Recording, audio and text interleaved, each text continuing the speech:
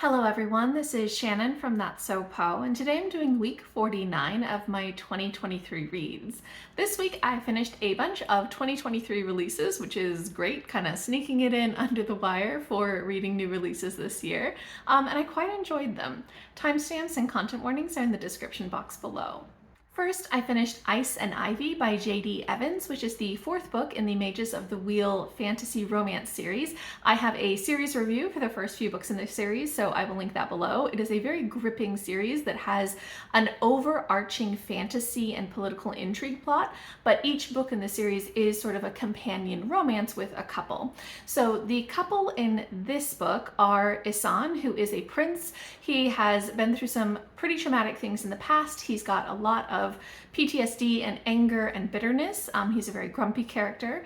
And his partner in this is Nesrin, who is a sunshine character. She is somebody who is very innocent, very naive, comes from the countryside, doesn't have any idea about court politics, wants to make friends with everybody, is just like super sweet and sunshiny. So this pairing is something that in the beginning of the book wasn't really working for me. One, I tend to like my heroes very cinnamon roll, and Isan is not. He's kind of actually mean in the beginning of this, which I did not like. And I like my women really, really strong, and I'm fine with a grumpy female character. I'm fine with, a woman who's really, really stubborn.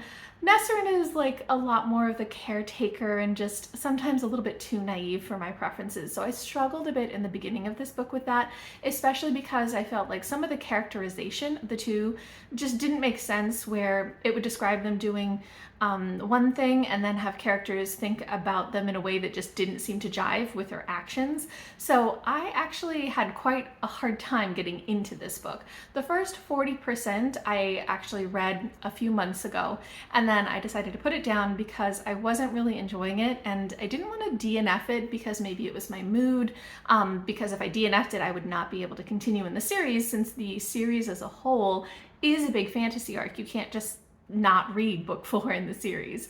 And I'm really glad that I put it down and then picked it up now, because I blitzed through the remaining 60% of it in just a couple of days, because there were some growth that happened for the two characters, where Isan became a lot nicer to his partner, and Nesrin also kind of wised up to some of the court politics, and we got a lot more movement in terms of the fantasy and political intrigue plot.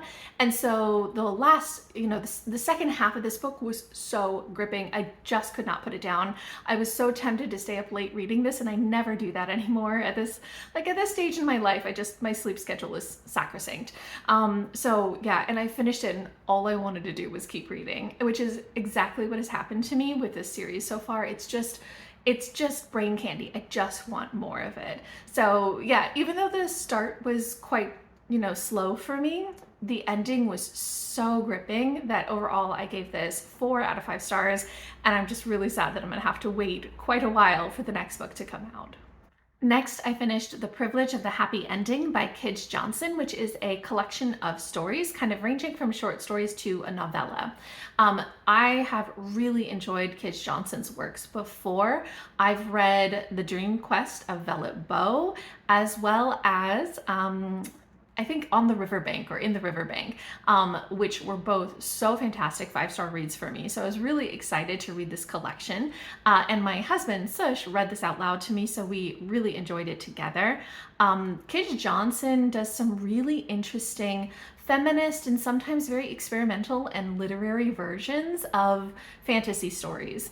And just reading her stories and seeing the way that she plays with form, seeing the way that she does theming and layers things and does metaphors, it's just really interesting. I think that if you're looking for something where you're going to be given some, truly fantastical stories that really also make you think, these are good ones to pick up. This does include a reprint of The Dream Quest of Vellitt, which we had already read and loved before. We'd actually read that together.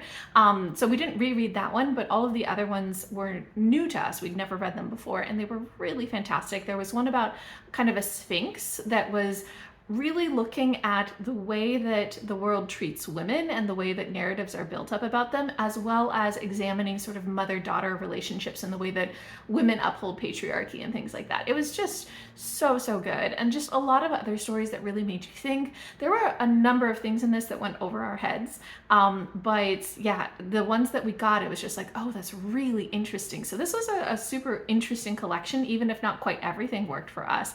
And I gave it 4 out of 5 stars. And lastly, I read a picture book, Ways to Play by Miller-Lachmann, illustrated by Gabriel Alborozo.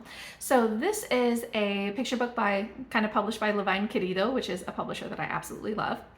And it's all about kind of being accepting of different ways of approaching play. The author and the illustrator are both autistic, and it's about this little boy who, you know, clearly is autistic, and he plays in a different way, and some of his cousins don't really understand that, and they're sort of like, you're playing wrong. And he's like, no, there's lots of different ways to play. This is my way. This is what makes me happy. And it's all about kind of celebrating his way of playing, and that there's many different ways that are valid. I thought it was very sweet. The illustrations are really cute. I think the messaging is good, and the way that it sort of lays out what makes sense to him for playing is really good. I don't know that this kind of will stick with me, but I thought it was a really solid picture book, and I quite enjoyed it. So I gave it 4 out of 5 stars. Okay, that is everything that I read this week. If you guys have read any of these, if you're interested in them, if you've read anything good this week, I would love to hear from you. Just leave me a comment down below.